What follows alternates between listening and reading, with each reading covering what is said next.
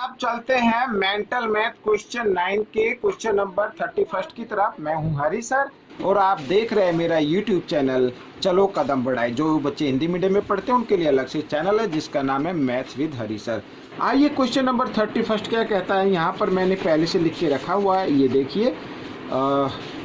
इसको हम रीड कर लेते हैं और इसको सोल्व करते हैं। बिल्कुल ही ईजी है बच्चों, कोई ज़्यादा मुश्किल नहीं है। ये देखिए यहाँ पर if the radius of the cylinder is double and the height remain same then what is the change of new volume. तो न्यू वॉल्यूम में क्या चेंज आएगा यदि रेडियस को डबल कर दिया जाए। तो यहाँ पर बच्चों हम पहले मान लेते हैं let the radius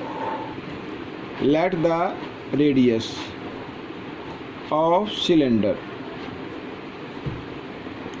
cylinder equal to, यहाँ पर मान लो 1 है बच्चों, 1 सेंटीमीटर, ठीक है। और हाइट सेम है तो हाइट को हम h ही मान लेते हैं, ठीक है। अब यहाँ पर वॉल्यूम निकालते हैं, वॉल्यूम ऑफ सिलेंडर। तो वॉल्यूम ऑफ सिलेंडर क्या होता है, पाई आर स्क्वायर h, ये होता है। तो यहाँ पर बच्चों क्योंकि हमने पाई और आर हमने क्या लिया 1 × 1 और हाइट तो वही ली है, इस सेकंड में भी हम हाइट यही लेंगे। तो क्या आ गया बच्चों, तो 1 से मल्टीप्लाई करें तो 1 यहाँ पर लिख दीजिए और यहाँ पर पाई h इस तरीके से, ठीक है। ये वॉल्यूम आ गई यहाँ पर। इसको आप चाहे तो यूनिट क्यूब लिख सकते हैं, ठीक है। अब यहाँ पर न्यू रेडियस मैं लिख लेता हूँ, ये न्यू है, न्यू रेडियस। शॉर्ट में बता रहा हूँ, आप थोड़ा समझना। न्यू रेडियस आगे मान लो इसकी अब 1 की क्या कर देना है, डबल कर देना है, 2 कर दीजिए। और जो हाइट है वो इसमें लिखा वो तो सेम है, अगर पहले h ली थी तो इसमें भी h लेंगे।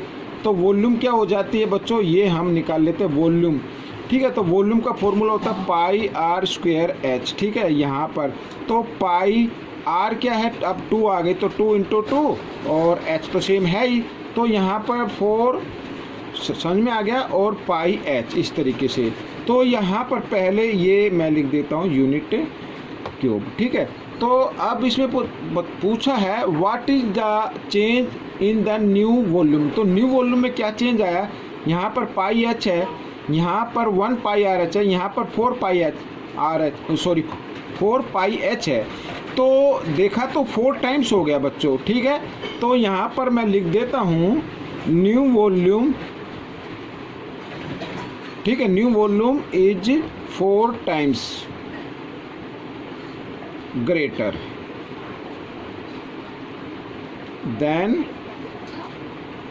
ओरिजिनल,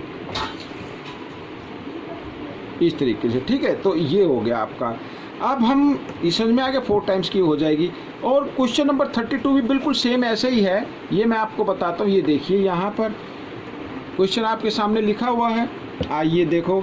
यहाँ पर लिखा है if the radius of the base of the right circular cylinder is half कर दी जाए, ठीक है। हाफ लिखा है, आधी कर दी जाए, और कीपिंग द सेम हाइट, और जो हाइट है उसको सेम रखा जाए। Find the ratio of the volume of reduce cylinder, reduce का और ओरिजिन का, ये हमें फाइंड आउट करना है रेशो। अब बिल्कुल है तो बिल्कुल सेम है। आइए देखो मैं आपको थोड़ा सा अलग से बताता हूँ। मान लीजिए late the radius of cylinder, ये मान लीजिए 2 है यहाँ पर आपको, और हाइट, ठीक है ना, हाइट ऑफ सिलेंडर ये हम मान लेते हैं h, समझ में आ गया। तो वॉल्यूम क्या होगी बच्चों, यहाँ पर वॉल्यूम ऑफ सिलेंडर तो क्या होगा, पाई आर क्या है अपनी 2 है, तो 2 × 2 और h ये हो जाएगी, यानी 4 पाई h। इसमें भी यूनिट आप क्यूब लिख सकते हैं, ठीक है, सेंटीमीटर नहीं दिया हो। तो ये आपकी आ गई वॉल्यूम। अब न्यू रेडियस,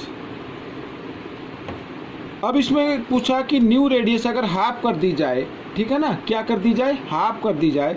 अब 2 थी, 2 का हाफ कर देते हैं 1 सेंटीमीटर। हाइट हाइट क्या है, सेम है, तो h रख देते हैं। तो वॉल्यूम क्या होगी बच्चों, यहाँ पर मैं लिख देता हूँ, वॉल्यूम होगी पाई आर स्क्वायर, आर तो 1 है, 1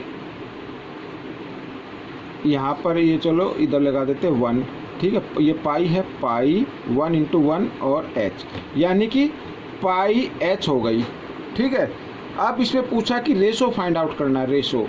तो सबसे पहले इसमें लिखा जो रिड्यूस की गई, रिड्यूस तो ये की गई है ना, तो इसको हमें लिखना है ऊपर, और वॉल्यूम ऑफ ओरिजिन, ओरिजिन को लिखना है नीचे ऐसे, और इसको काट देना पाई एच से, पाई एच कट के ऊपर कुछ है तो 1 है, तो 1 रेशो यहाँ पर 4 आ गया, ये आपका आंसर आ गया। बिल्कुल सेम ऐसे ही है जैसे पहला क्वेश्चन था, इसमें भी अगर आपको रेशो फाइंड आउट के लिए दिया जाता तो 1 और यहाँ पर 4, ठीक है, तो 1:4 आ जाता।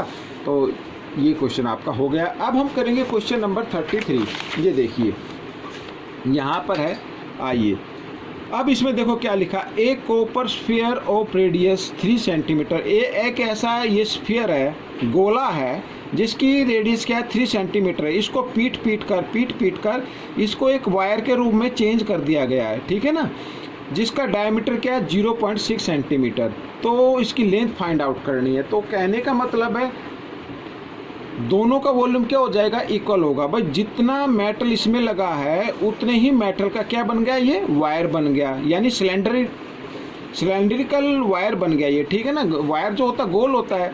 तो अब आइए, तो दोनों का वॉल्यूम हम क्या कर देते हैं, इक्वल रख देते हैं। तो यहाँ पर सबसे पहले मैं लिखता हूँ वॉल्यूम ऑफ वायर, ठीक है, volume of wire equal volume of sphere,